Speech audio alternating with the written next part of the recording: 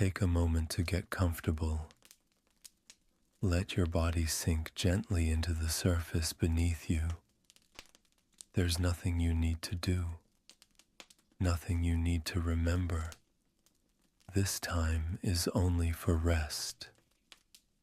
As you listen, allow your breathing to slow, in through the nose and out through the mouth.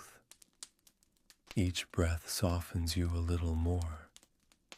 If thoughts appear, let them drift past like clouds in a quiet night sky. You don't need to follow them. You can simply return to the sound of this voice. This story is not meant to be held onto. It's meant to wash over you and fade. If you fall asleep before it ends, that's perfectly fine. Your mind will continue listening even as you rest. Now, as the world grows quieter around you, let us begin somewhere far away in time, somewhere calm, somewhere safe. The story of Caspian. Settle into your body. Let the day loosen its grip. This story does not hurry. It moves at the speed of breath. Long ago, so long ago that memory itself feels like mist, there lived a wise king. His palace rested where the land breathed quietly, where evenings arrived slowly and stars lingered before appearing. In the innermost garden stood a single apple tree, older than the king, older than the walls, older than any spoken promise. The tree followed a strange rhythm. On the first day, it bloomed, soft white blossoms opening like exhaled thoughts. On the second day, the petals drifted down, carpeting the earth in silence. On the third day, one golden apple appeared, warm as sunlight held overnight. Whoever tasted that apple returned to the age of 15, not only in body, but in clarity. The world felt light again. Time loosened. Each morning before the city awakened, the king walked barefoot into the garden, and each morning the apple was gone. Night after night, something unseen came quietly, taking the fruit, leaving no sound behind. The king's sons tried to keep watch. The eldest sat beneath the tree, determined, until sleep wrapped him in heaviness. The second son promised vigilance and drifted just as softly into dreams. At last, the youngest son stepped forward. His name was Caspian. Caspian did not challenge the night. He listened to it. He sat with his back against the bark, feeling its age beneath his palms. When drowsiness crept in, he anchored himself to sensation, cool air, warm blood, the slow drum of his heart. And just before dawn, the earth trembled, not violently, but deeply, as if remembering something ancient. From the shadows emerged a giant, formed of stone and breath, eyes glowing like embers half asleep. The air thickened, time slowed. Caspian moved without anger, without fear. He struck once.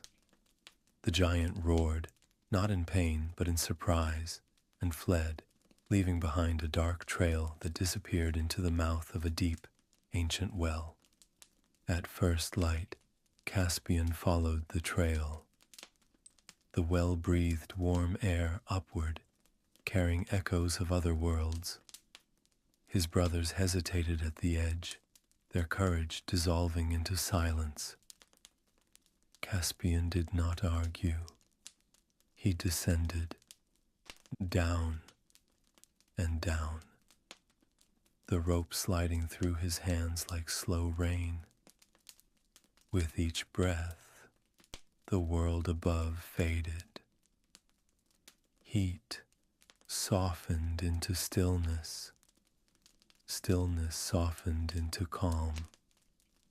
At the bottom, Caspian stepped into a place, untouched by sun or moon, a corridor stretching endlessly, lit by a faint inner glow. 7 doors stood quietly, waiting. Behind the final door, a giant slept, his breath like distant thunder. Beside him lay a woman, radiant, sorrowful, her presence gentle as candlelight in a long night. Caspian learned the truth without speaking.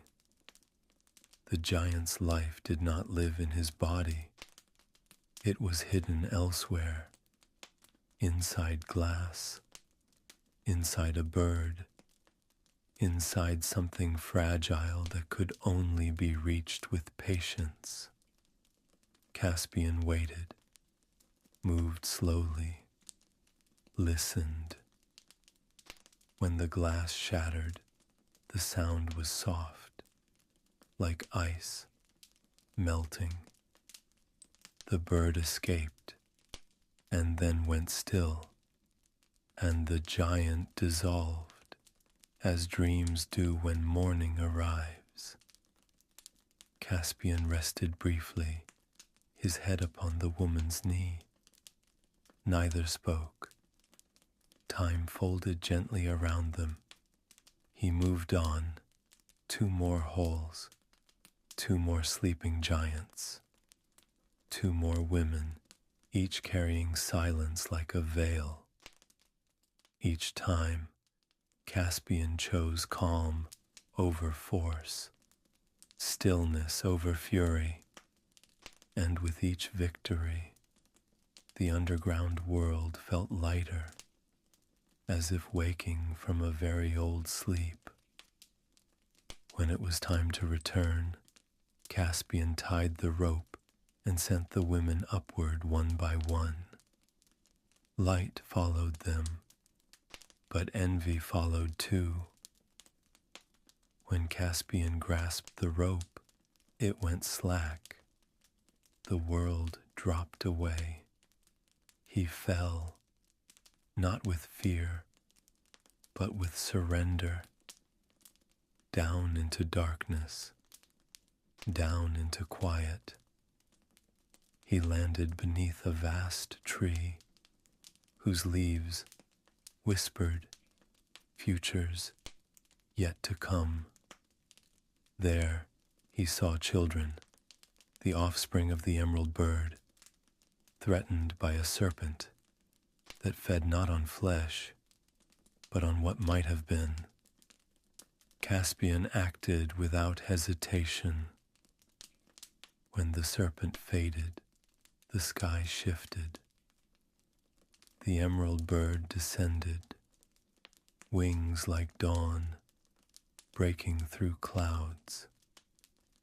In gratitude, she lifted Caspian onto her back and rose. Up and up, through layer,